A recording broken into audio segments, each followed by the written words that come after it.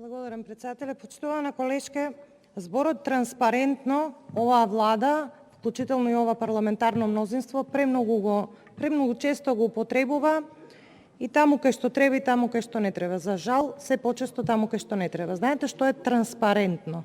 Транспарентно ќе беше процесот да беше прво и пред се законот да беше во редовна постапка. За да можевме да направиме јавна расправа во која што не само ние како пратеници, туку многу поважно статистичари, луѓе кои што се занимаваат со оваа област и која што овој процес врши на 10 години, кај нас многу повеќе, да ги кажат своите видувања.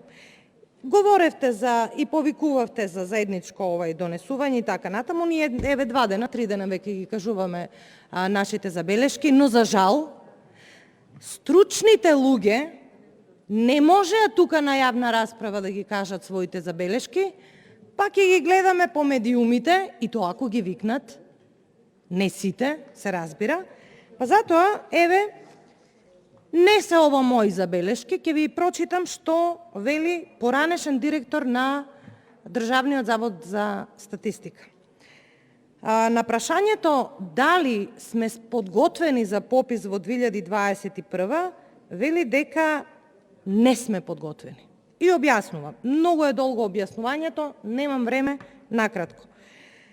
Не сме подготвени од многу причини, вика, како клучни може да се издвојат нејасната пописна регулатива и состојбата со пандемијата COVID-19. Со предложената законска регулатива, релевантните институции покажуваат неподготвеност да го спроведат долго очекуваниот попис на населението само и единствено како статистичка активност, зашто не е дефинирано кои се вкупно попишани лица, вкупно население, кои се збирките на податоци што ќе се користат, за кои податоци и за кои од лицата кои ќе се попишуваат ќе бидат користени, не е предвидено постпописно истражување.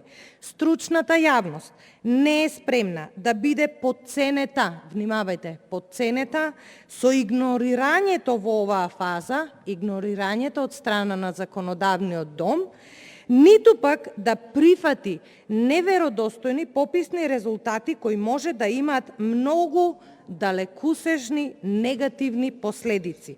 Пред се, нејасната и непрецизна законска регулатива може да предизвика сериозни последици за реалното пребројување и вкупното население. Значи, се она што вие го говоревте во вашиот говор, дека ќе добиеме прецизни информации за образование, здравство и така натаму, не држи вода, затоа што самите статистичари ве негираат. Благодарам.